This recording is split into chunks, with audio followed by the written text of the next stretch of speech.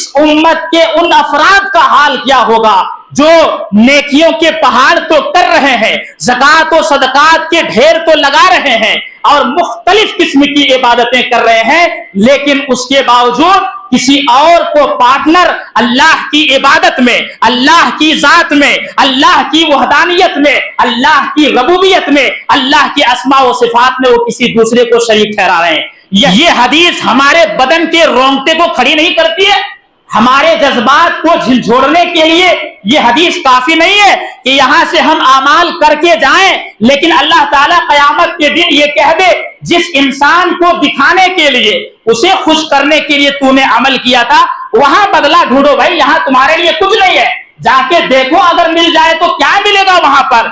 ये उनके लिए जिल्लत है जिस जिल्लत की बुनियाद पर अल्लाह रब्बुल आलमीन ऐसे लोगों से कहेगा जलील करने के लिए, और भरे मजमे में वो शख्स जलील होगा।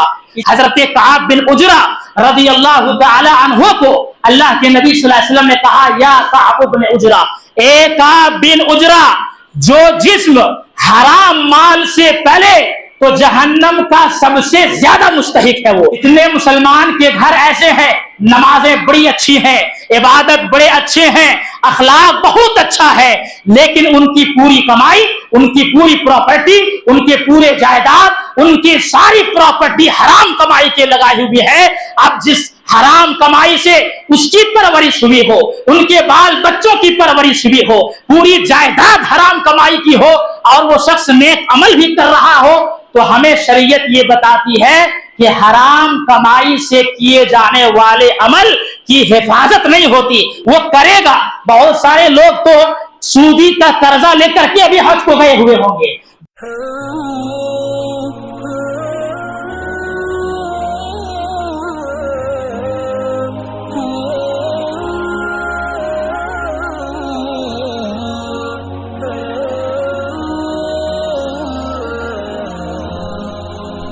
मुअज़्ज़ज़ हाज़रीन जुमा, पर्दा नशी, ख़वातीन इस्लाम, हर किस्म की तारीफ़, अज़मत व किबरियाई, बड़ाई और बुज़ुर्गी उस वहदहु ला शरीक खालिक़े कायनात और मालिके अर्ज़ व समा के लिए है, जिन्होंने हम बनी नौ इंसान को इस दारे फ़ानी के अंदर पैदा किया, हमारी तख्लीक के बाद इस्लाम जैसी अजीम दौलत से हमें माला माल किया। सबसे बड़ी दौलत अक़ीदे तौहीद की दौलत से हमें सरफराज किया। इस पर जितना भी हम अपने रब का शुक्र अदा करें कम है। दरूद व सलाम नाज़िल हों तमाम नबियों के ऊपर, खुसूसन हमारे और आपके प्यारे हबीब अहमद मुज्तबा जनाब मोहम्मद रसूलुल्लाह सल्लल्लाहु अलैहि वसल्लम के ऊपर। आज के इस खुतबे जुमा में आमाल सालिहा की हिफाजत कैसे करें, इस पर इंशाअल्लाह तफसीली गुफ्तगू आपके सामने की जाएगी। मेरे भाइयों, हम और आप बहुत सारे नेक आमाल, नेक काम, खैर के काम और नेकियां करते हैं, लेकिन साथ साथ कुछ ऐसी चीज़ें हमसे सरजद होती हैं जिसकी बुनियाद पर उन नेक आमाल की हिफाजत नहीं हो पाती है। मतलब यह है कि एक शख्स आमाल सालिहा भी कर रहा है, नेक आमाल भी कर रहा है, और साथ में वो नेक आमाल बर्बाद भी हो रहे हैं। तो अगर नेकियां करने के बाद उसकी हिफाजत न हो पाए और वो आमाल सालिहा ऐसे ही ख़त्म हो जाएं चंद चीज़ों की बुनियाद पर, तो फिर ऐसे आमाल सालिहा की अल्लाह के यहाँ क्या कदर व कीमत होगी। जाहिर सी बात है, दुनिया में नेकियां तो की, लेकिन नेकियां ख़त्म होने के रास्ते भी हमने बनाए, तो इसलिए उसका कोई फ़ायदा नहीं होगा। ایک بزنس مین آدمی، ایک تاجر آدمی کسی بھی قسم کا جب تجارت کرتا ہے تو پہلی فرصت میں وہ یہ حساب لگاتا ہے کہ کتنا آ رہا ہے اور کتنا جا رہا ہے۔ آنا اور جانا اس کا حساب لگانے سے بزنس کس پوزیشن پر ہے یہ اندازہ ہوتا ہے، اور ہر قسم کے تاجر کا یہ رویہ ہے، عمل ہے۔ لیکن ہم اور آپ دنیاوی معاملات میں تو اتنی سوچ، اتنی فکر، اتنی اہمیت تو دیتے ہیں ایک تجارت اور بزنس کو، لیکن جس قدر ہم اور آپ نیکیاں کرتے ہیں، کبھی ہم نے یہ سوچا کہ ان نیکیوں کے ختم ہونے کے راستے کیا ہیں؟ ایک طرف سے تو نیکیاں آ رہی ہیں، لیکن دوسری طرف سے جو جا رہی ہیں، اگر جانے والا راستہ بند کر دیا جائے تو ظاہر سی بات ہے نیک اعمال صحیفے میں ویسے ہی محفوظ رہیں گے، اور قیامت کے دن جب وہ شخص اپنے رب سے ملاقات کرے گا تو وہ سارے اعمال صالحہ کو دیکھ کر کے خوش ہو جائے گا۔ تو کرنا یہ ہے کہ جس قدر ہم اور آپ اعمال صالحہ کرتے ہیں اس کی حفاظت بھی ہمیں کرنی ہے۔ حفاظت کیسے کریں گے؟ اس کا طریقہ کار کیا ہونا چاہیے؟ آپ کے سامنے انشاءاللہ تفصیلی گفتگو آ رہی ہے۔ تو اعمال صالحہ تو ہمیں کرنی ہے، ساتھ ساتھ میں اس کو بچانا بھی ہے ان چیزوں سے جن چیزوں کی بنیاد پر وہ سارے نیک اعمال ختم ہو سکتے ہیں یا کرنے کے بعد محفوظ نہیں رہ سکتے ہیں۔ اگر اعمال صالحہ کو محفوظ کرنا ہے تو اس کے لیے پہلی فرصت میں سب سے پہلی چیز جس پر ہمیں اور آپ کو دھیان دینا ہے وہ ہے کہ کہیں ہماری زندگی سے کسی کفر کا یا کفریہ عمل کا یا کسی کفریہ کلمے کا ارتکاب تو نہیں ہو رہا ہے۔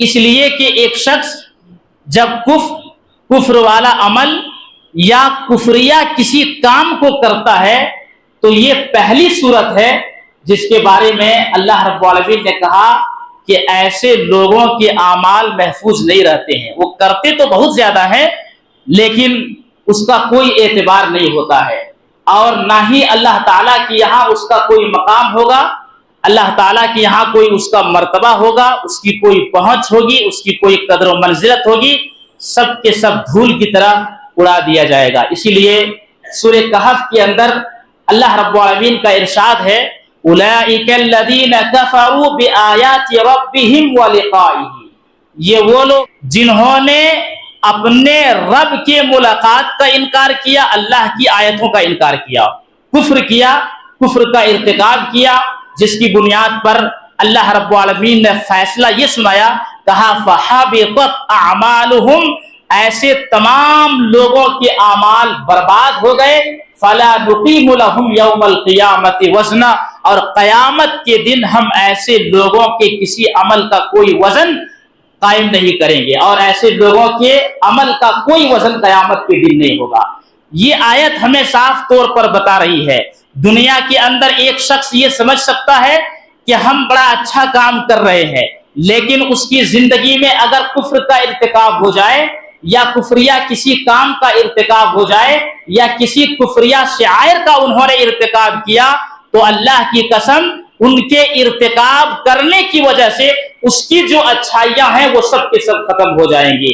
لوگ یہ سمجھ سکتے ہیں کہ قرآن کریم کا ایک بہت بڑا حصہ ایسا ہے جس میں اللہ رب العالمین نے صرف کفر والے اعمال، اس کی بربادی، اس کی تباہ کاری، اس کے نقصانات، اس تعلق سے اللہ رب العالمین نے بیان کیا ہے۔ تو ایک موحد انسان کبھی اس غلط فہمی میں نہ رہے یا اس خوش فہمی میں مبتلا نہ رہے کہ ہم تو توحید والے ہیں، کفر ہمارے دربار تک دستک بھی نہیں دے سکتی ہے۔ اس بات کو اپنے ذہن میں یاد رکھیں کہ دین کے معاملے میں، ہدایت کے معاملے میں، اور اسی طرح سے حق کے معاملے میں، گمراہی کے معاملے میں ہمارا کوئی اختیار نہیں چلتا ہے۔ اس میں صرف اور صرف اللہ رب العالمین کا اختیار چلے گا۔ اللہ چاہے گا تو توحید پر قائم رکھے گا، اللہ نہیں چاہے گا تو توحید پر قائم نہیں رکھے گا۔ بلکہ اللہ گمراہ کر دے گا، انسان سے کفر کا ارتکاب ہو جائے گا۔ تو انسان اگر بچنا چاہے تو بچنے کے لیے ان چیزوں کو ڈھونڈنے کی کوشش کرنی چاہیے جن چیزوں کی بنیاد پر انسان دائرے اسلام سے خارج ہو جاتا ہے۔ اللہ کے نبی صلی اللہ علیہ وسلم کی زندگی میں ایسے بہت سارے معاملات پیش آئے جنہوں نے اعمال کے پہاڑ کو بنا ڈالا تھا، لیکن نبی اکرم صلی اللہ علیہ وسلم نے کہا ایسی چیزوں کا انہیں کوئی فائدہ نہیں ملے گا۔ چنانچہ یہ حدیث یاد رکھیں، جب دین اسلام کے اندر صحابہ کرام کا نام لیا جاتا ہے تو 4 عبداللہ کا نام بڑے ادب و احترام کے ساتھ لیا جاتا ہے۔ ایک عبداللہ ابن مسعود، عبداللہ ابن عباس، عبداللہ ابن عمر اور ایک عبداللہ ابن عمر۔ تو 4 عبداللہ میں سے چوتھے عبداللہ بن عمرو بن العاص رضی اللہ عنہما ہے۔ تو حضرت عبداللہ رضی اللہ تعالی عنہ کے جو والد محترم تھے حضرت عمرو بن عاص رضی اللہ تعالی عنہ، تو حضرت عبداللہ کے والد عاص بن وائل یہ وہ شخص ہیں جنہوں نے اسلام لانے سے پہلے ہی انتقال کر گئے، یعنی اسلام کو انہوں نے قبول نہیں کیا، لیکن ایک شخص مسلمان نہیں ہے اس کے باوجود ان کے اندر نیکی کا کتنا بڑا جذبہ ہے، اس حدیث سے ہمیں یہ بات سمجھ میں آئے گی۔ تو حضرت عبداللہ رضی اللہ تعالی عنہ کے جو دادا ہیں عاص بن وائل، جب یہ انتقال کرنے لگے تو انہوں نے اپنے بیٹوں کو وصیت کی، کہا میری طرف سے 100 غلام کو آزاد کر دینا، 100 غلام کو میری طرف سے آزاد کرنا۔ اب ایک شخص اگر اپنی طرف سے 100 غلام کو آزاد کروا رہا ہے تو یہ کوئی معمولی بات نہیں ہے۔ ایک غلام کو آزاد اگر کوئی شخص کرواتا ہے، صحیح بخاری شریف کے اندر اللہ کے رسول صلی اللہ علیہ وسلم نے کہا کہ اس غلام کے جتنے سارے اعضاء ہیں، ہاتھ ہے، پیر ہے، زبان ہے، جسم کے جتنے سارے اعضاء ہیں، ان تمام اعضاء کے بدلے میں اللہ تعالیٰ اس کے آزاد کرنے والے کو جہنم سے آزاد کرے گا۔ یہاں عاص بن وائل کا عالم یہ ہے کہ ان کی طرف سے 100 غلام آزاد ہو رہے ہیں۔ ایک غلام آزاد کرنے والوں کا یہ ہے کہ جس کو آزاد کیا جا رہا ہے اس کے بدلے میں اللہ جہنم سے آزاد کرے گا۔ اگر کوئی 100 غلام کو آزاد کرے گا تو اس کا کتنا بڑا مقام ہو سکتا ہے، لیکن اس مقام تک پہنچنے کے لیے جو سب سے پہلی سیڑھی عقیدے کی، توحید کی، اسلام کی ہے، یہ اگر نہ ہو تو اس کا فائدہ نہیں ہوگا۔ یہ بتانا اس حدیث کریم کی روشنی میں آپ کو بتایا جا رہا ہے۔ تو بہرحال جو حضرت عبداللہ رضی اللہ تعالی عنہ کے چچا تھے ہشام کے ذمے میں آیا، یعنی عمرو کے بھائی، انہوں نے 50 غلام کو اپنی طور پر آزاد کر دیا۔ اب ذمہ داری آئی حضرت عمرو بن عاص رضی اللہ تعالی عنہ کی۔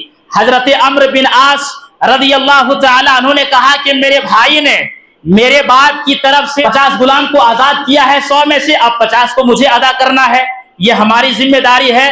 تو ادا کرنے سے پہلے میں نبی اکرم صلی اللہ علیہ وسلم سے جا کر کے مسئلہ پوچھتا ہوں کہ اللہ کے نبی صلی اللہ علیہ وسلم بتائیے اپنے باپ کی طرف سے 50 غلام کو آزاد کر سکتا ہوں کیا؟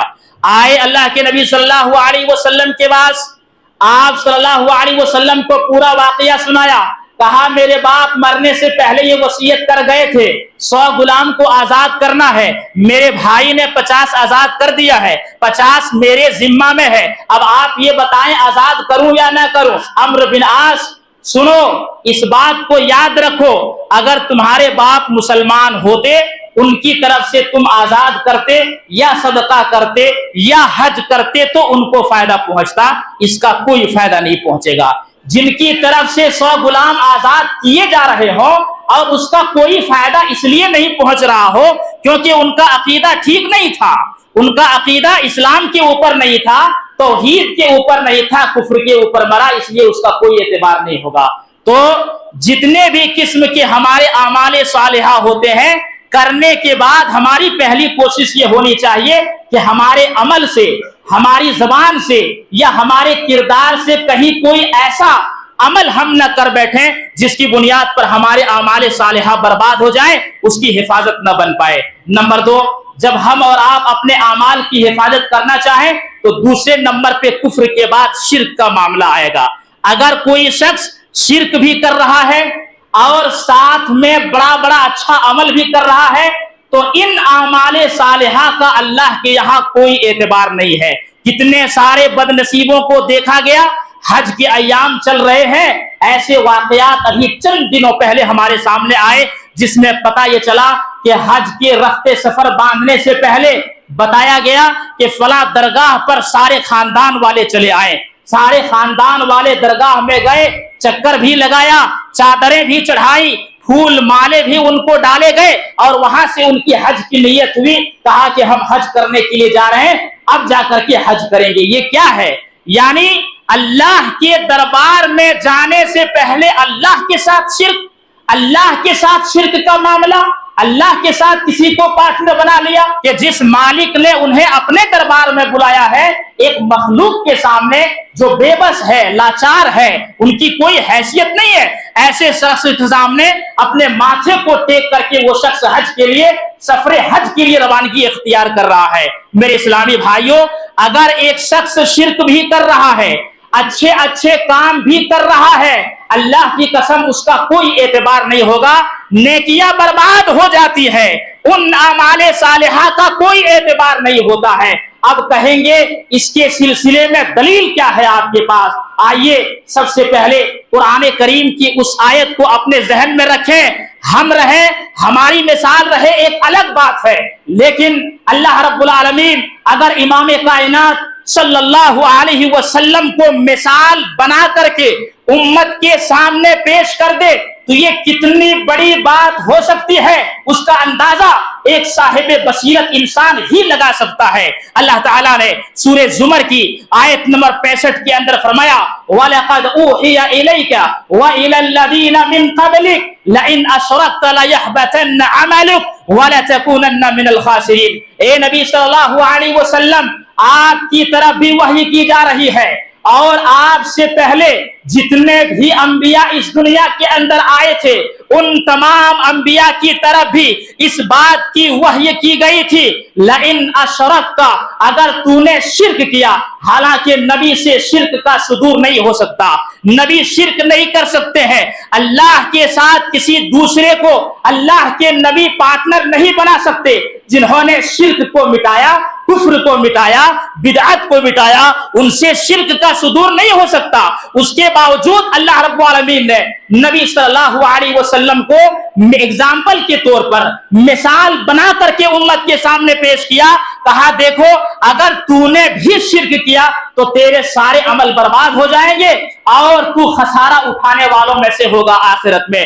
جب نبی کا حال یہ ہے کہ نبی سے شرک ہو جائے تو نبی کے اعمال قابل قبول نہیں، اس امت کے ان افراد کا حال کیا ہوگا جو نیکیوں کے پہاڑ تو کر رہے ہیں، زکوٰۃ و صدقات کے ڈھیر تو لگا رہے ہیں اور مختلف قسم کی عبادتیں کر رہے ہیں، لیکن اس کے باوجود کسی اور کو پارٹنر اللہ کی عبادت میں، اللہ کی ذات میں، اللہ کی وحدانیت میں، اللہ کی ربوبیت میں، اللہ کی اسماء و صفات میں وہ کسی دوسرے کو شریک ٹھہرا رہے ہیں۔ یہی وہ گھٹیا عمل ہے جس کے عمل کو اللہ تعالیٰ کیسے ٹھکراتا ہے۔ نبی اکرم صلی اللہ علیہ وسلم کی حدیث جو حدیث قدسی ہے، اس حدیث کو آپ ملاحظہ کریں، یہ صحیح مسلم شریف کتاب الزہد والرقائق کی حدیث۔ حضرت ابو ہریرہ کہتے ہیں اللہ کے نبی صلی اللہ علیہ وسلم نے کہا، اللہ رب العالمین کہتا ہے انا اغنى الشركاء عن الشرك، جو شرک کرنے والے لوگ ہیں ایسے شرکا سے میں بے پرواہ ہوں، میں بے نیاز ہوں، میرا اس سے کوئی مطلب نہیں ہے، میرا اس سے کوئی تعلق نہیں ہے۔ من عمل عملا اشرک فیہ معی غیری، جس نے بھی کوئی ایسا عمل کیا جس عمل میں میرے ساتھ کسی اور کو انہوں نے شریک کیا ہے، ترکتہ و شرکہ، میں اسے بھی چھوڑ دیتا ہوں اور اس کے پارٹنر اور شریک کو بھی چھوڑ دیتا ہوں، میرا اس سے کوئی کنیکشن نہیں ہے۔ تو میرے بھائیوں، یہ دوسری چیز ہے، عمل ضرور کریں لیکن عمل میں اس بات کا بھی خیال رہنا چاہیے کہ کہیں ہمارے عمل میں شرک کا تو ارتکاب نہیں ہو رہا ہے۔ اسی طرح سے اعمال صالحہ کی حفاظت کے لیے جب ہم عمل کرتے ہیں تو اس عمل میں ہمیں یہ دیکھنا ہے کہ کہیں یہ عمل کسی دوسرے کو خوش کرنے کے لیے تو نہیں ہو رہا ہے۔ اللہ کو راضی کرنے کے لیے ہو رہا ہے یا بندوں کو خوش کرنے کے لیے ہو رہا ہے؟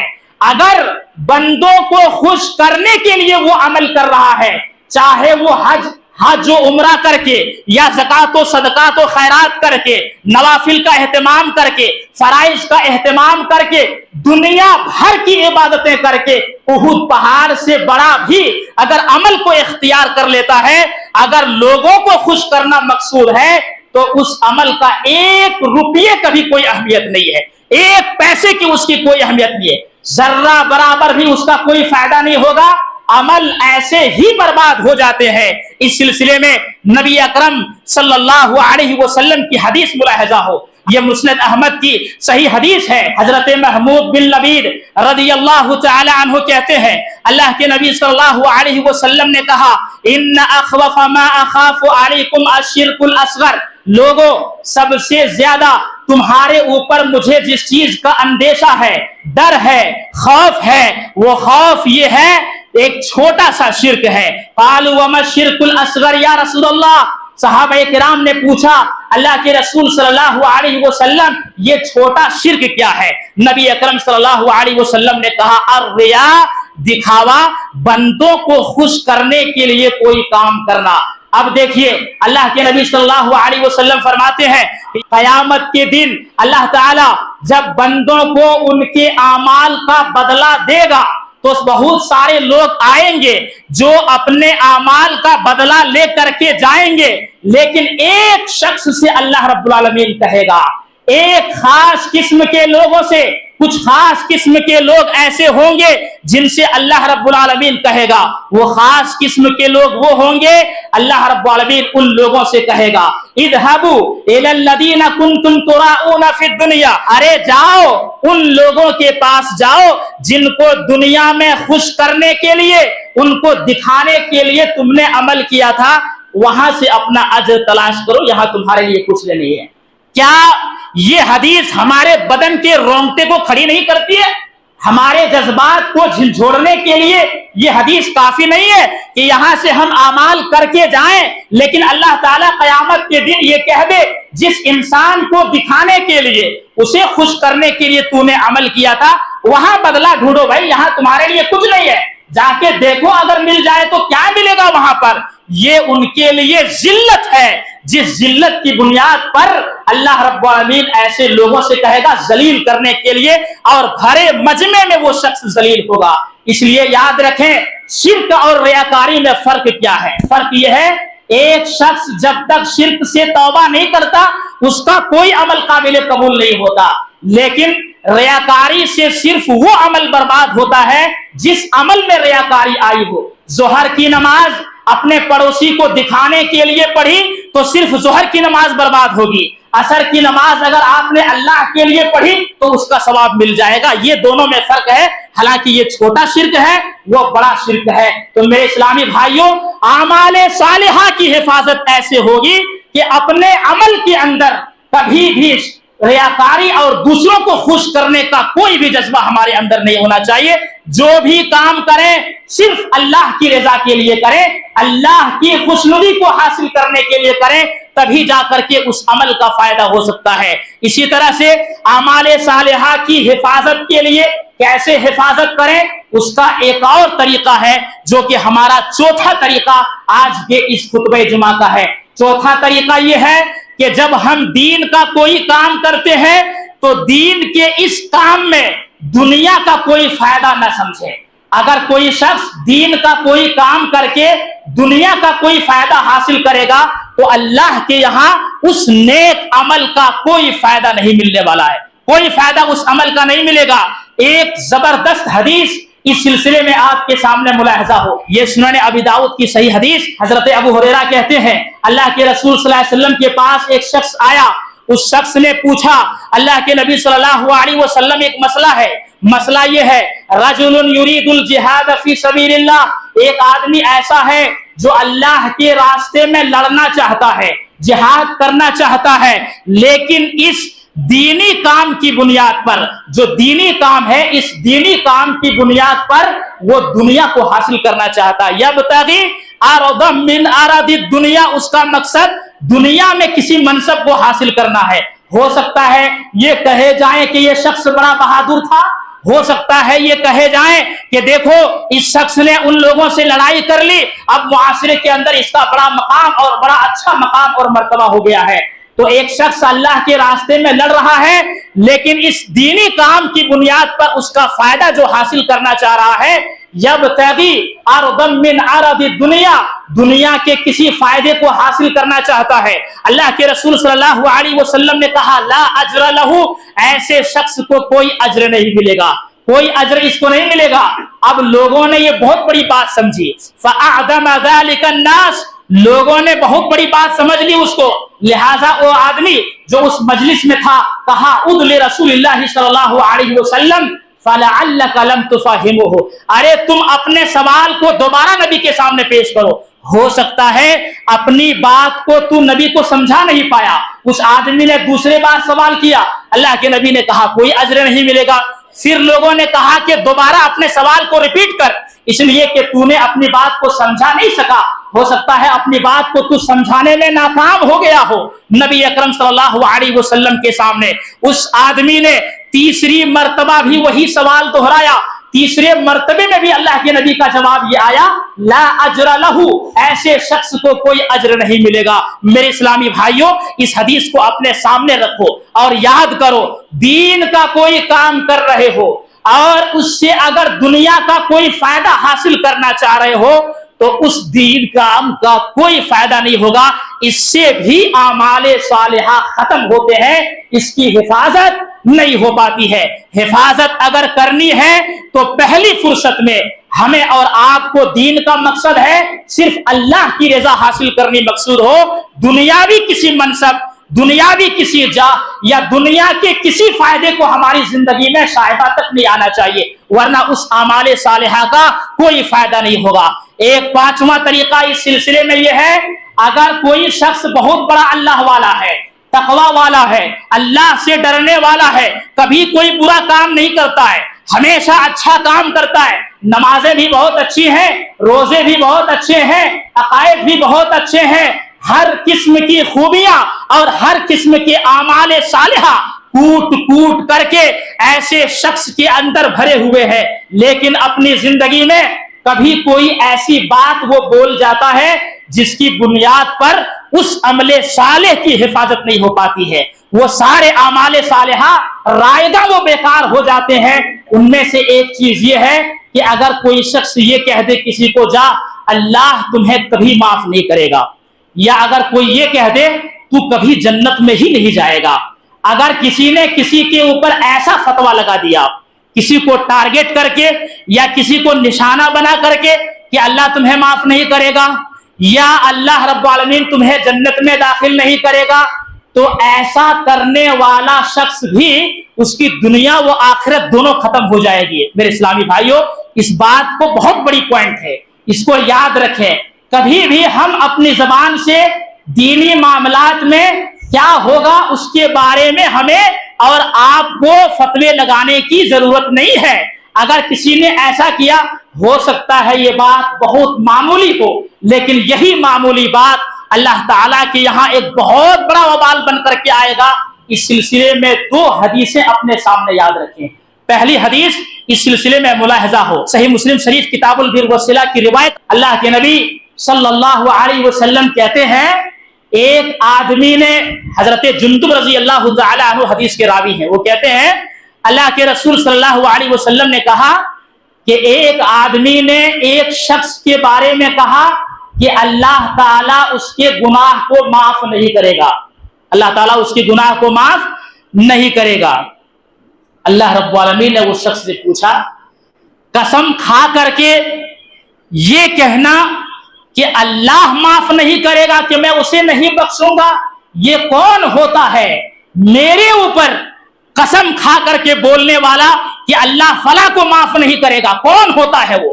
पहली बात तो अल्लाह ने ये कहा, उसके बाद मामला देखिए, अल्लाह रब्बुल आलमीन ने कहा जिसके बारे में इसने कहा था कि मैं माफ नहीं करूंगा, मैंने उसे माफ कर दिया, वो जन्नत में चला गया। लेकिन जिस आदमी ने कसम खा करके कहा था वो फंस गया। اللہ تعالیٰ نے کہا وَأَحْبَطْتُ عَمَلَكَ، جا میں نے تیری زندگی کی ساری نیکیاں ختم کر دی، اب تجھے یہاں کچھ نہیں ملے گا، وہ جہنم کا مستحق بن گیا۔ ایک معمولی چیز، زندگی بھر اس نے بڑے اچھے اچھے کام کیے، لیکن صرف ایک ہی بار میں ایک شخص کے بارے میں یہ کہہ دیا کہ اللہ اسے معاف نہیں کرے گا۔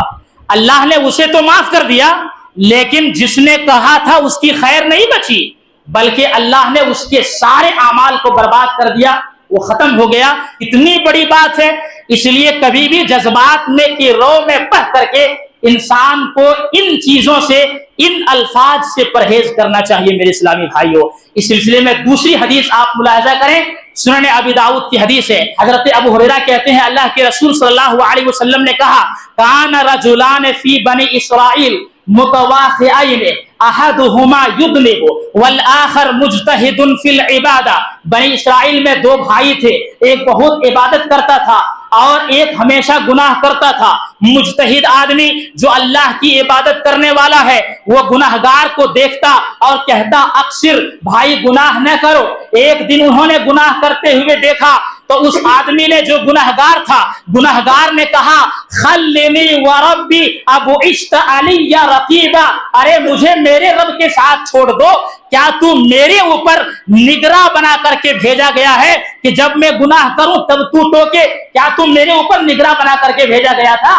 بھیجا گیا ہے۔ یہ کہتے ہوئے اس شخص کو غصہ آیا اور اس نے دو باتیں کہہ دی، کہا لا یغفر اللہ لک او قال لا یدخلک اللہ الجنہ، کہا کہ یا تو اللہ تمہیں معاف نہیں کرے گا یا اللہ تجھے جنت میں داخل نہیں کرے گا، یہ بات کہہ دی۔ فقبض ارواحهما فاجتمع عند رب العالمین، دونوں کی روحیں قبض ہو جاتی ہے، رب العالمین کے سامنے دونوں روحیں جمع ہو جاتی ہیں۔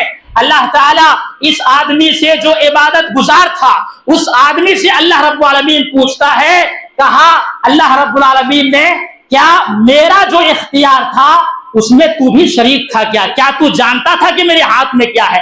میں کسے بخشوں گا نہیں بخشوں گا؟ کیا میرے اختیار میں جو تھا کیا تو اس پر قادر تھا؟ یا میرے ہاتھ میں جو تھا اس کے بارے میں تجھے علم تھا کہ میں کس کو بخشوں گا نہیں بخشوں گا؟ اس کے بعد جس آدمی کے بارے میں کہا تھا اس آدمی سے کہا کہ میری رحمت سے تو جنت میں چلا جا، اور جس آدمی نے کہا تھا کہا فرشتوں کو اذهبوا به الى النار، جاؤ اس آدمی کو پہلی فرصت میں جہنم میں ڈال دو، لہذا جس نے فتویٰ لگایا تھا اسے جہنم میں ڈال دیا گیا۔ اس حدیث کو بیان کرنے کے بعد مشہور صحابی رسول حضرت ابو ہریرہ کہتے ہیں اللہ کی قسم جس کے ہاتھ میں میری جان ہے، ایک ایسی بات انہوں نے بیان کی جس کی وجہ سے اس کی دنیا بھی خراب ہو گئی، آخرت بھی خراب ہو گئی۔ اس لیے انسان کو بولنے میں بھی احتیاط برتنا چاہیے، کہیں ایسا نہ ہو کہ نیکیوں کا پہاڑ تو اکٹھا کر رہے ہوں، اعمال صالحہ کی پونجی تو تیار کر رہے ہوں، لیکن ان اعمال کی بنیاد پر، ان راستوں پر چل کر کے ان کی نیکیاں ختم ہو جائیں، نیکیوں کی حفاظت نہ ہو جائے اور وہ شخص جہنم کا مستحق بن جائے۔ ایسی چیزوں سے ہمیں اور آپ کو پرہیز کرنی چاہیے۔ میرے اسلامی بھائیوں، اس سلسلے میں ایک اور چیز جو آپ کو بتانی ہے، ہمارے اس معاشرے کے اندر آپ نے دیکھا ہوگا، ہمارے معاشرے کے اندر بہت سارے لوگ ایسے ہیں جو کتے کو پالتے ہیں۔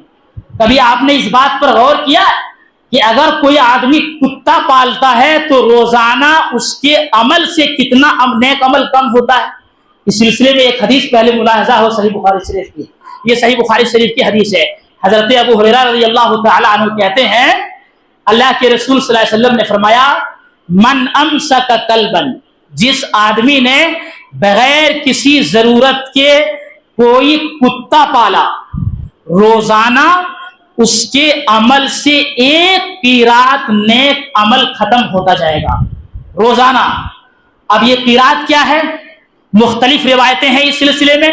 ایک روایت تو یہ ہے کہ دو عظیم پہاڑ کو دو قیرات کہتے ہیں، تو اس کا مطلب یہ ہے کہ ایک بہت بڑا پہاڑ ہو اس کو ایک قیرات کہتے ہیں۔ نسائی کے اندر روایت ہے جس میں یہ کہا کہ احد پہاڑ سے بھی بڑا پہاڑ اس کو قیرات کہتے ہیں، احد پہاڑ سے بھی بڑا جو ہو اس کو قیرات کہتے ہیں، بعض روایتوں میں احد پہاڑ کے برابر۔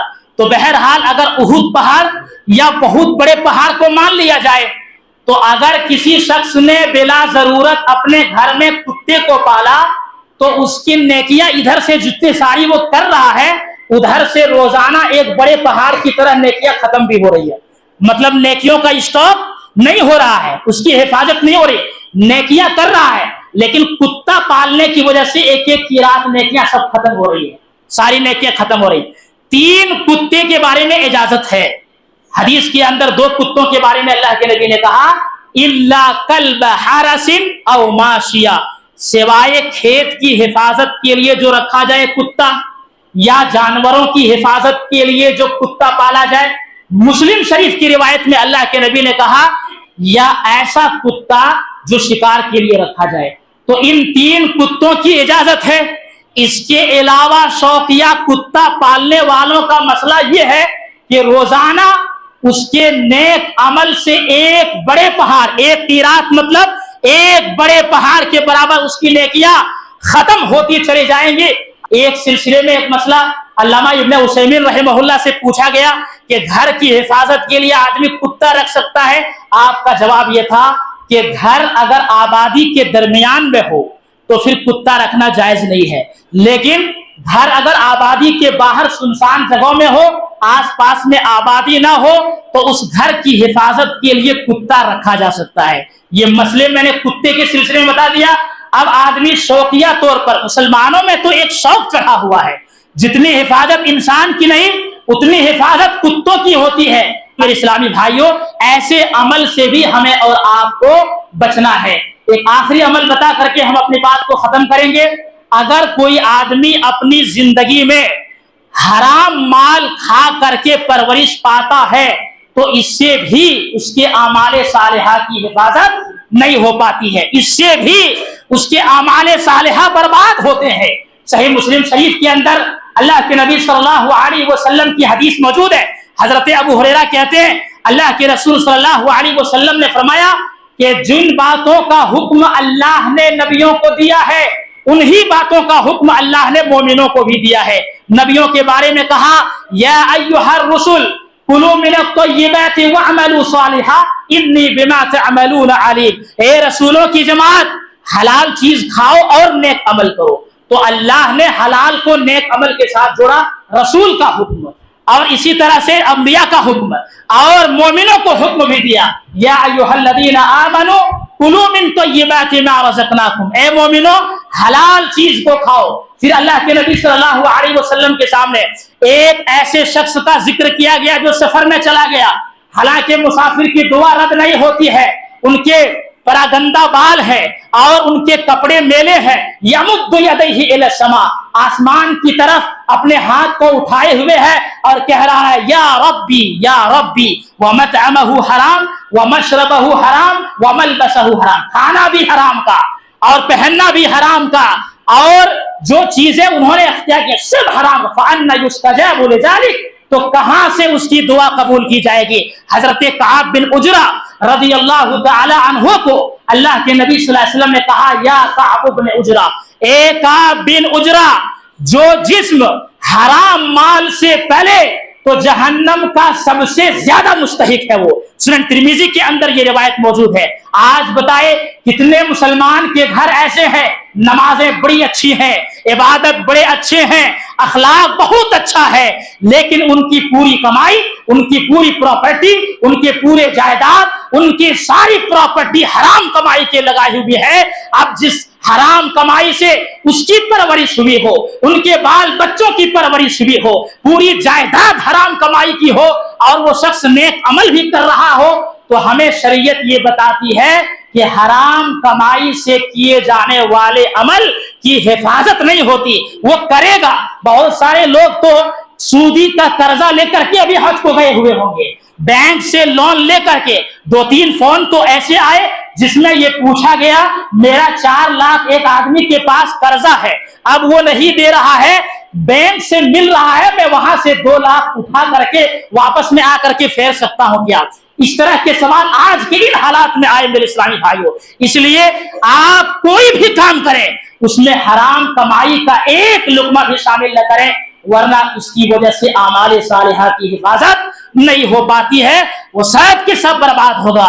تو اتنے سارے پوائنٹس بتانے کا مطلب یہ ہے کہ جہاں اعمال صالحہ کر رہے ہیں ان راستوں کو بند کیجیے، ان راستوں کو بند کریں گے نیک عمل کی حفاظت ہوگی۔ اللہ تعالی ہم سب کو ان باتوں پر عمل کرنے کی توفیق عطا فرما۔ یا اللہ تو غفور الرحیم ہے، ہمارے گناہوں کو بخش دے۔ یا اللہ تو رزاق ہے، ہمیں رزق حلال دے۔ یا اللہ جو پریشان حال ہیں ان کی پریشانی کو دور فرما۔ یا اللہ جو مصیبت زدہ ہیں ان کی مصیبت کو دور فرما۔ یا اللہ رب العالمین جو بیمار ہیں انہیں شفائے عاجلہ و کاملہ عطا فرما۔ یا اللہ رب العالمین جو پریشان حال ہیں ان کی پریشانی کو دور فرما۔ آمین۔ وآخر الدعوانا الحمدللہ رب العالمین۔